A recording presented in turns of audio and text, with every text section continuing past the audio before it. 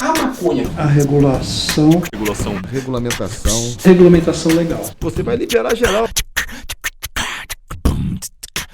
Legalização. Da maconha. Maconheiro. Do tabaco, do álcool. Porque a proibição nunca proibiu todas as drogas. A maconha no Brasil é... Vocês estão a fim de se drogar? Vocês aí que querem se drogar? Vamos nos drogar com o meu uísque ali agora. Eu dou droga pra vocês.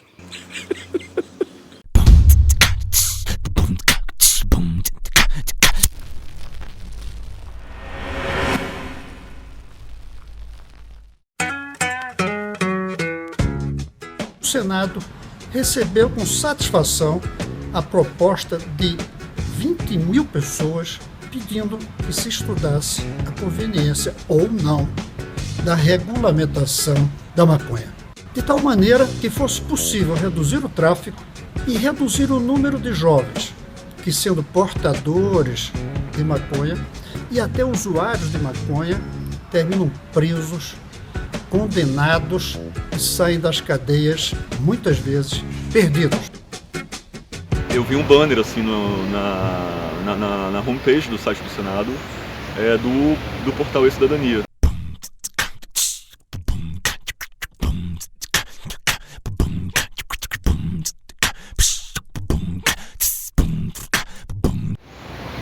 Convidando as pessoas para proporem projetos de lei, entendeu?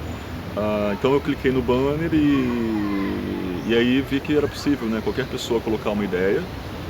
Se essa ideia tivesse 20 mil apoios, ela era recepcionada pelo Senado, pela Comissão de Direitos Humanos e Legislação Participativa, né? Eu tenho duas alternativas: fazer um parecer que mande arquivar, e diz que não tem sentido, ou fazer um parecer que diga que deve-se continuar os estudos. Se fizer esse, aí os estudos continuam, se transformam num projeto de lei, e aí se discute o projeto de lei que leva anos para aprovar. Qualquer que seja a decisão, vamos ter muitos anos pela frente ainda, antes da regulamentação. Os modelos que foram criados aqui nas Américas, né, entendeu? Colorado e Washington e Uruguai, eles têm muitas semelhanças, né? E para mim me pareceu, então a gente já tem a resposta, não precisa ficar mais debatendo se vamos ou não, né, regular a maconha no Brasil, mas como, entendeu? Eu creio que a importância é para descobrirmos que, como está, não pode continuar. Esse proibitismo, como tem se chamado por aí, não está funcionando. Ela não está funcionando em duas coisas. Ela não está funcionando na redução do consumo. Praticamente todo mundo usa hoje sem problema. E não está funcionando na redução do tráfico.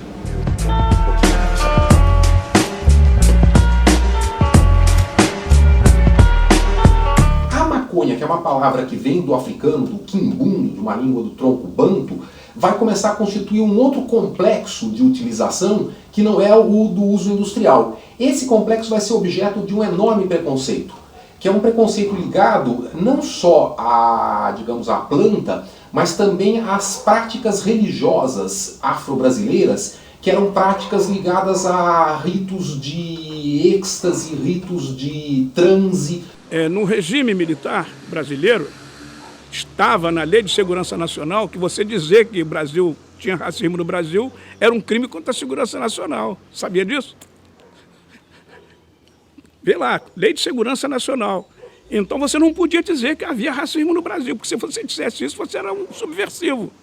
A pessoa divorciada, 50 anos atrás, era pior do que maconheiro. Quando eu era bem mais jovem, quando se falava que um jovem era maconheiro, isso era alguma coisa absolutamente drástica. O pai que pensasse que a filha estava namorando um maconheiro era uma mácula terrível. Nem se sabia se era realmente maconheiro ou não. As grandes proibições de ordem religiosa que se constituíram como tabu no Ocidente estão ligadas à ideia de que o corpo não pertence às pessoas, que o corpo é de Deus. Então isso está, enfim, em várias epístolas no Novo Testamento, epístolas de Paulo, em que se diz: vós não sois de vós mesmos. O que significa que não há direito de autodeterminação do corpo. Uma moça que não fosse virgem, não tinha mais futuro na vida, foi quebrado. Aliás, na época da colônia, cigarro era visto igual ao que hoje a gente é maconheiro. Então esses tabus não estão ligados à ideia de que deve-se proibir o suicídio, que você não tem o direito de decidir o momento da sua morte, que deve-se proibir qualquer prática sexual voltada para o prazer, porque a sexualidade, conforme essa visão, tem que ser apenas reprodutiva, e, sobretudo, qualquer tipo de elemento de emancipação feminina. Uma jovem, uma garota, uma menina que na minha época de jovem namorasse 2 rapazes, 3 rapazes, já era estigmatizada como biscate. Era assim que se dizia na época, não é? Ah, fulano é biscate, fulano é maconheiro. E nós íamos assim estigmatizando condutas para controlar comportamentos. Estes tabus, eles se refletem em outros. Então, por exemplo, esse tabu, por exemplo, da maconha. Já tivemos um preconceito grande contra evangélicos.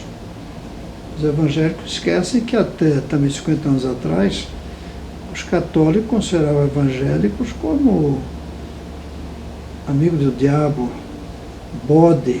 Jesus é convidado a uma festa, só tinha água na festa, acabou o vinho, trouxeram uns barris de água, ele transformou água em vinho. Ora, alguém em sã consciência acha que Jesus Cristo queria embriagar as pessoas, que Jesus Cristo estava servindo droga para as pessoas e queria o mal daquelas pessoas? Não, era algo absolutamente cultural. E eu fico, às vezes, impressionado de ver pessoas, né, falando em Jesus Cristo, defendendo esse modelo, um modelo de guerra. Eu sou cristão, mas eu não acho que Jesus que aprove essa matança.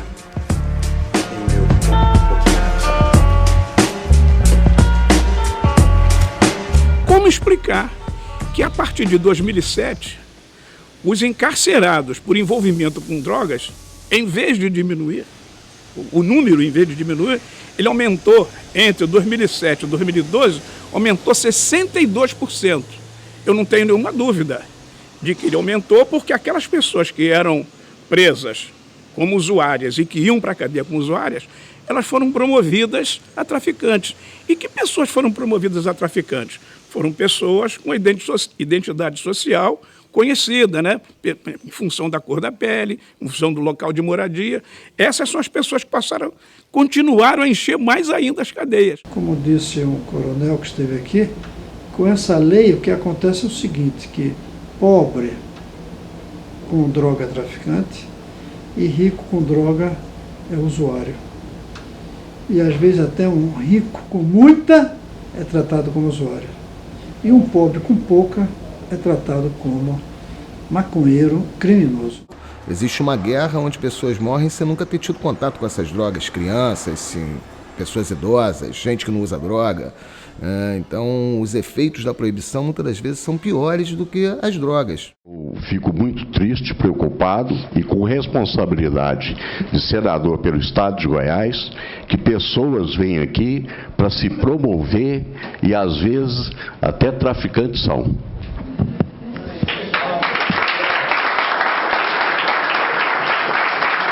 Com a palavra, Gabriel Azevedo. Eu só quero dizer, senador, com todo carinho, respeito, sabe que eu adquiri, que quem menos quer regulamentação, muitos de nós não queremos, mas quem menos quer é traficante. Para eles é um desastre completo. É um desastre. Alguém acha que a legalização das drogas, da maconha, quem está nesse mercado vai fazer o que na vida? Ele vai querer descer, vir aqui para o asfalto, enfrentar uma batida de segunda a sábado para ganhar um salário mínimo? Não. Esse pessoal, como não tem qualificação também, vai crescer o número de saidinha de bancos, assalto a viaturas, a carros, assalto à residência. Todos esses crimes ligados a drogas, seja o tráfico, seja a própria conduta do usuário, que ainda é crime, né? Embora não seja prevista pena de prisão, mas ainda está tipificada como crime na lei de drogas, elas tomam um tempo muito grande dos policiais e crimes importantes como homicídio, né, estupro, roubos, ficam, né, com pouco material humano, né, face à questão da dedicação que as corporações policiais colocam na repressão a drogas. Eu digo ao senhor o seguinte, eu estou aqui hoje para dizer que Eu tenho uma filha, tenho um bebê, e que a droga, gente, ela não é recreação e nunca vai ser. Ela sempre vai ser caixão. Eu estou aqui para contar o que eu passei porque eu permiti que o meu filho plantasse a sua própria maconha, para não ficar refém de traficante. Porque traficante manda no país. As crianças, vocês não estão nem ligando. É isso que eu entendi. Porque se você está a favor, vai ser mais fácil. Em vez da criança comprar bala, ela vai comprar maconha. O meu filho, ele não fumava, ele não bebia, ele não cheirava, ele não tinha vício nenhum e pagou com a vida. Era um gari que trabalhou de atestado médico com 15 pontos na boca. Não existe guerra ao tráfico, mas sim guerras às pessoas, pobres e nega periférica. As consequências práticas do proibicionismo, essas estão se evidenciando no contexto da guerra às drogas, que são consequências de uma enorme violência, de uma encarceração em massa, como nunca antes se conheceu na história humana. Então, isso tudo é uma política de Estado, né? O Estado escolhe a proibição às drogas como carro-chefe das políticas repressivas. Só que nós passamos muitos anos, 30 anos dessa guerra, investindo bilhões de dólares nessa guerra, investindo muito dessa repressão do Estado, prendendo milhares de pessoas, prendendo milhões de pessoas durante esse tempo, apreendendo milhares de toneladas, milhões de toneladas de drogas, e hoje nós estamos vendo o quê? Tudo isso foi inútil. Nós estamos vendo no mundo todo ser reconhecido isso. Fracassamos nessa guerra às drogas. Não se declara guerra à cocaína, guerra à maconha, se declara guerra às pessoas. Eu cansei de enterro de PMs. Vai lá, com honras fúnebres, dá o tiro. Pô, herói morto, tá cheio de herói morto. Quase todo dia morre um PM aqui no Rio de Janeiro. Traficante, quem não é traficante, senhoras, crianças. As pessoas naturalizam isso. A violência também, que é um outro tema muito que se fala quando o assunto são drogas ilícitas, ela não é produto das drogas. Ela é produto da proibição às drogas. Né? Você não tem pessoas, né, com um fuzil na mão tomando conta de vinícolas, tomando conta de choperia. Esses armamentos militares aparecem quando estamos falando de drogas proibidas.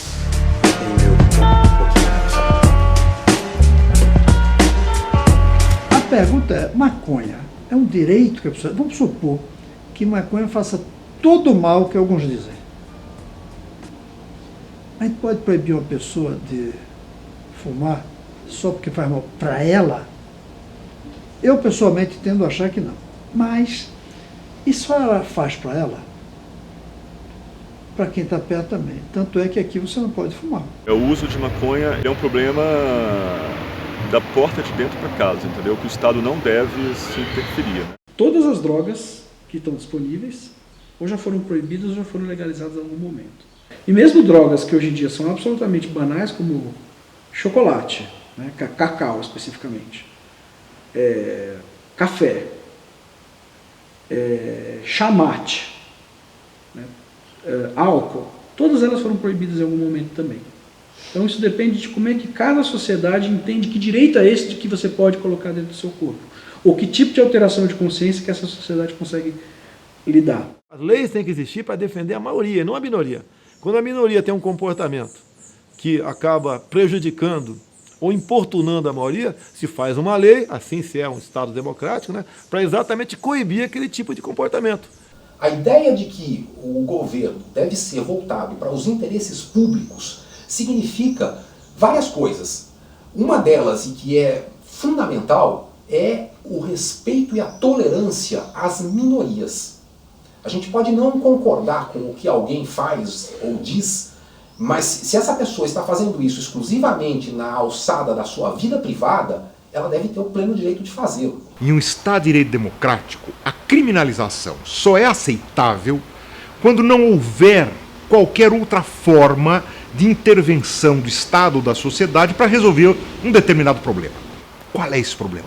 O abuso de drogas. E aí vem a resposta. Não é possível que nós não encontremos numa sociedade democrática, republicana, outras formas de enfrentar esse problema do abuso de drogas.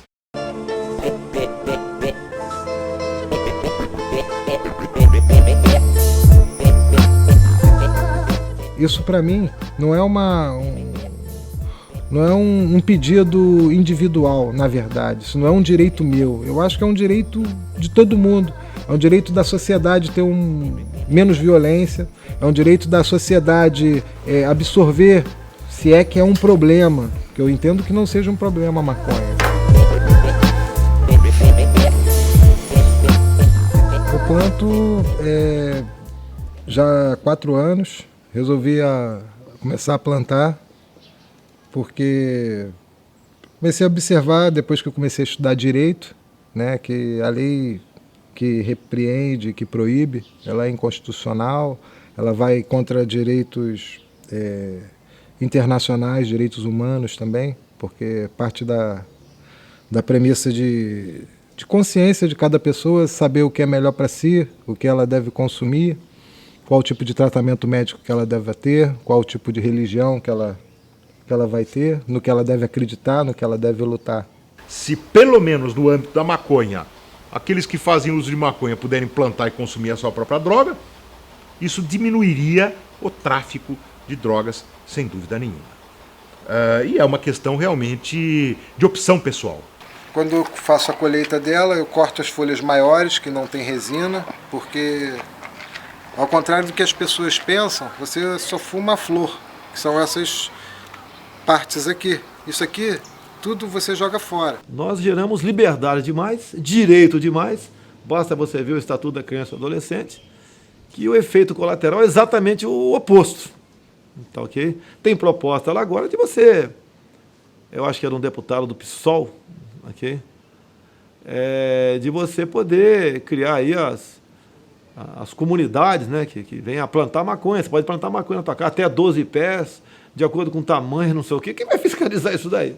Eu acho que o maior problema é um problema filosófico ligado a essa ideia de que o ser humano não pode ter a liberdade de escolher as suas pautas de vida. Você só utiliza exatamente isso aqui, ó, onde tem a resina. Essa resina branca aqui, ó, ela é a resina da maconha. É o extrato, é o óleo, o CBD, que as indústrias farmacêuticas chamam, que na verdade é maconha. Entendeu? Não existe pé de CBD, existe pé de maconha. Eu acho que é uma questão ética e filosófica a luta para garantir os direitos civis da cidadania em relação a todos os terrenos da vida privada e da vida civil. Ninguém consegue fazer só o extrato de CBD, sempre vai ter, por menos que seja THC, entendeu? E vice-versa, se você tirar o extrato de THC, vai ter CBD, CBN, THCV e todos os outros canabinoides. Há uma diferença entre você ser fumante ou ser dependente. Criar o dependente é ruim. É ruim ser dependente de qualquer coisa. Ela depende do jogo. A gente quer depender da loteria. Pega o seu dinheirinho e joga toda semana na loteria. É uma dependência. Outro de álcool. Outro de chocolate. Então dependência é ruim. Qualquer que seja. Já consumo não necessariamente. Dependência é um problema. Consumo não. Como eu tenho convicção de que eu não estou fazendo mal a ninguém, que eu estou exercendo um direito meu, constitucional, de ter a crença que eu tenho, de cuidar da minha saúde da forma que eu entendo melhor, de fazer uso até recreacional, tá? É um direito, porque o que é bem-estar? O que é recreação?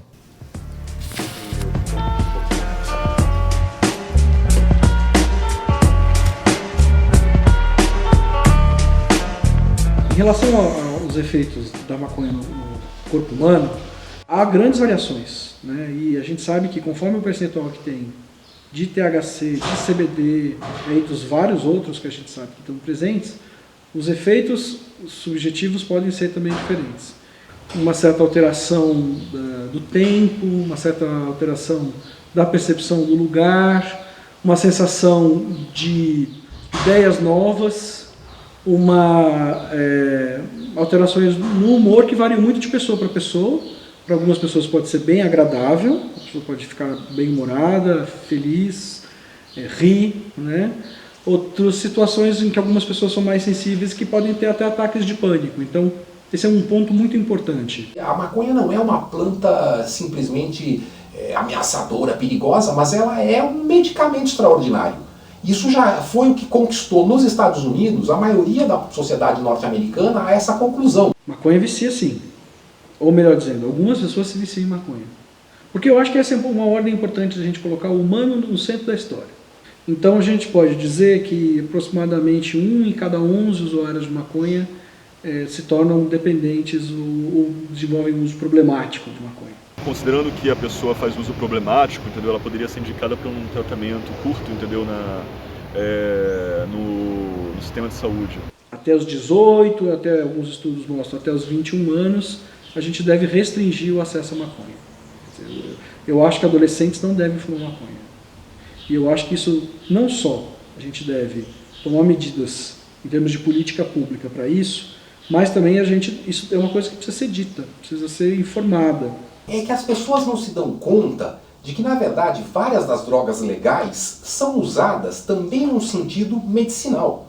Quer dizer, o sujeito que chega em casa cansado, estressado e toma uma dose de uísque, e aí ele fica calmo e pode relaxar, ele está fazendo um uso que não é só recreativo, não é só para se divertir.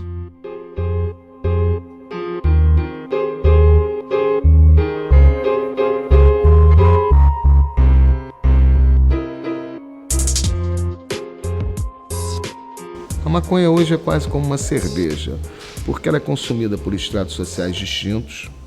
Empresários usam maconha, moradores de favela usam maconha, pessoas com mais de 50 anos, 60, 70 anos usam maconha, jovens usam maconha. Então, ela ficou uma droga que ela é consumida no mundo inteiro, em diferentes regiões do planeta. Nunca vi ninguém fumar um baseado e matar, nunca vi ninguém fumar o baseado e espancar a mulher. Agora você vê aí nego beber, fica valente, né? Chega em casa, dá porrada em todo mundo. Então, porra, isso aqui é remédio. Me apresente uma pessoa que ficou usuária de cannabis sem ter consumido álcool primeiro. Me apresente uma. A propaganda que se faz da cerveja é porta de entrada para ela, sabe? A propaganda que se faz do uísque é porta de entrada para o uísque, né? A proibição é porta de entrada no sentido de que a proibição cria novas drogas. Porta de entrada das drogas chama-se álcool. No meu entendimento, a melhor maneira de a gente controlar esse acesso é pela regulamentação legal. Nós queremos um modelo onde as drogas sofram uma regulamentação e um controle rígido por parte do Estado com a adesão da sociedade, para que esse consumo seja feito de forma menos danosa. A ideia de que algumas pessoas falam de que as drogas precisam ser legalizadas porque elas não causam mal é uma falácia. As drogas precisam ser regulamentadas justamente porque elas causam efeitos negativos e efeitos positivos. A mudança vai acontecer que não é possível que as pessoas não parem para perceber, né, o abismo em que nós estamos sendo metidos. A corrupção é um efeito desse mercado proibido. Existe corrupção também, não podemos negar, né, no mercado legal. Recentemente, por exemplo, veio a público que a Ambev financia. A Ambev, né, é uma das maiores empresas do Brasil e financia as campanhas políticas. E não é à toa que quando se tem um projeto de lei para restringir a propaganda do álcool, principalmente da cerveja, na TV, isso não consegue ser passado no Congresso Nacional. Mas isso ninguém vê como corrupção.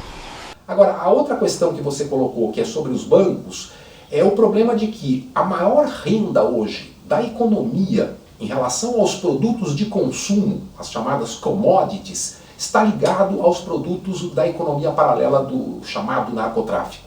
Há razões para nós mantermos a criminalização das drogas? Penso eu que não havia razões sequer para lançar a mão do sistema de criminalização. O Estado ignora que as pessoas usam. Então o que acaba a fazer? As pessoas ignoram que é proibido. Entendeu? Bem, se a solução para resolver um problema é liberar, vamos liberar a pedofilia. né? E no Brasil, no tocante a homossexualismo, drogas e prostituição, quem for contra qualquer proposta para legalizar isso tudo passa a ser preconceituoso. Nós somos a favor da regulamentação de todas as drogas porque a proibição nunca proibiu todas as drogas. O proibicionismo sempre fez uma distinção arbitrária entre drogas legais, e aí nós temos hoje o álcool, tabaco, Ritalina, Rivotril e uma série de fármacos, e drogas que são proibidas. O que eu acho que deve ser feito, no sentido de modificar essas pessoas que são muito radicais com relação a essa radicalização belicista, essa radicalização policialesca, eu acho que é fazer o que está acontecendo nesse momento. Nós tivemos lá no Senado Federal, né, audiências públicas para discutir esse assunto. Então eu vejo que a sociedade brasileira começou a discutir isso. A iniciativa popular que foi apresentada ao Senado, que está sob relatoria do Cristóvão Buarque e tal, é uma iniciativa excelente. Eu acho que ela serve para abrir o debate, mas eu não tenho esperança de que o atual legislativo brasileiro, seja o Senado, seja o Congresso, venham sem pressão popular a tomar qualquer atitude de reforma. A SUG foi importante no sentido de trazer o debate, entendeu? O debate à tona, e por ter também sido uma manifestação popular nesse sentido. O fato de estarmos discutindo já é um avanço, né? Nós tínhamos assuntos tabus, não era discutido, isso não era pensado, não era refletido. Hoje nós estamos vendo audiências públicas do Senado, os deputados, os senadores debruçados sobre propostas. A conquista da democracia, mesmo que limitada depois do período ditatorial, a conquista até do direito do divórcio, a conquista dos direitos dos homossexuais, e hoje a conquista dos direitos dos consumidores de maconha só tem um segredo: mobilização popular. Os maconheiros, e agora eu falo maconheiro sem nenhuma conotação pejorativa, e eu fui a uma marcha da maconha, inclusive, para dar uma aula lá sobre descriminalização, e eu ouvi os próprios jovens cantando "Sou maconheiro", com muito orgulho, com muito amor, enfim, e eu passei a respeitá-los, né?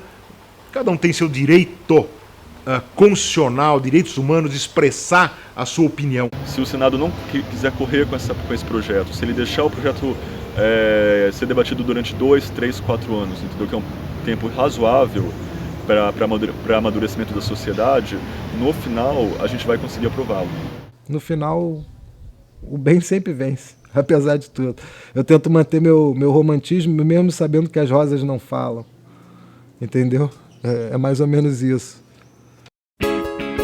A maconha é a porta de entrada para algumas drogas mais pesadas. Segundo, a regulamentação aumenta o consumo. O terceiro é se reduz o tráfico. E quarto é como é que é o clima moral do Brasil para aceitar entrar no mundo de países que já fizeram a solução da regulamentação do consumo da maconha. Nós estamos estudando, sabendo que não é possível fechar os olhos nem jogar o problema para debaixo do tapete.